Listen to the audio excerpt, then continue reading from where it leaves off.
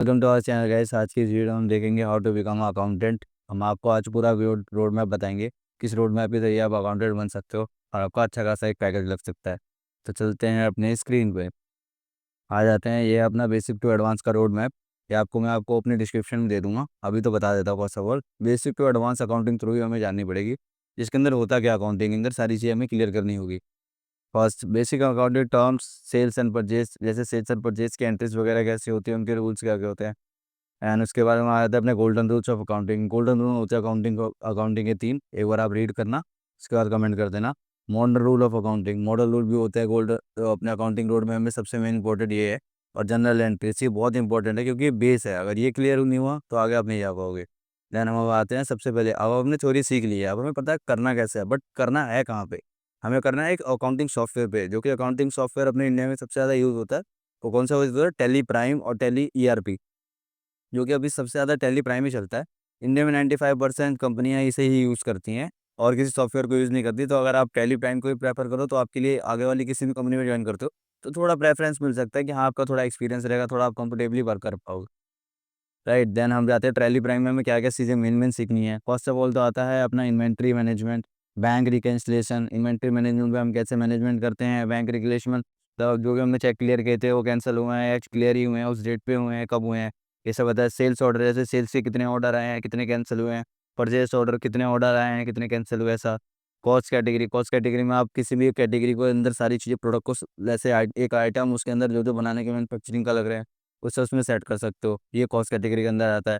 Budgeting management, इसमें आप budget की अपनी मैनेजमेंट कर सकते हो कि आपके बजट को मैनेज कैसे करना है आपका। मैन्युफैक्चर अकाउंटिंग, जो भी चीज़ें मैन्युफैक्चर होती है उसकी भी अकाउंटिंग होती है कि उसमें क्या कॉस्टिंग लगी है, कैसे बनी है, क्या उसकी बेस वैल्यू थी, क्या उसकी लास्ट वैल्यू है। देन हम आ जाते हैं सबसे मेन, ये तो अपना बेसिक बेसिक हो गया।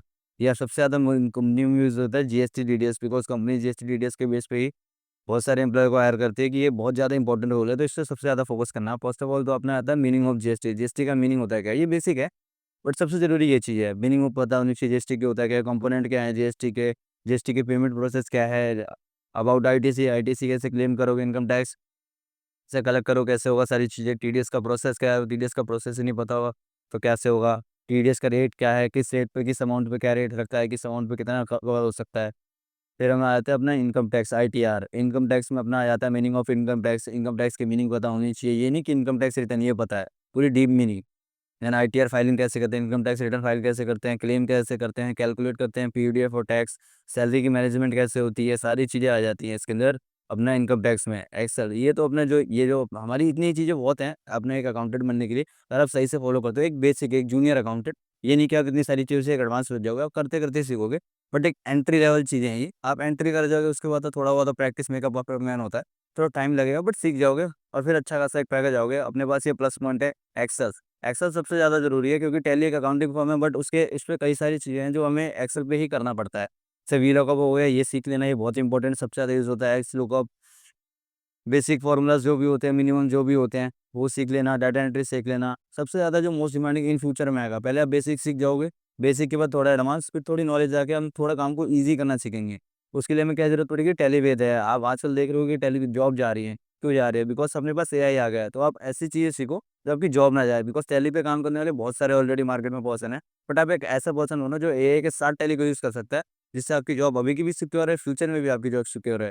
तो how to integrate AI in accounting, AI को कैसे अकाउंटिंग में अपना इंक्लूड करें। How to use ChatGPT, ChatGPT use करके अपने काम को, घंटों के काम को मिनटों मिनटों में ना सही, कम से कम उसे आधे घंटे में, या अपने काम को कितना भी जल्दी हो सके उतना जल्दी क्लियर करो और बेटर वे में क्लियर करो, ताकि आपको आका मतलब, बिकॉज आपको भी पता है कि आपके पास बहुत कम टाइम होता है किसी भी चीज़ को सीखने का और प्रेजेंट करने का।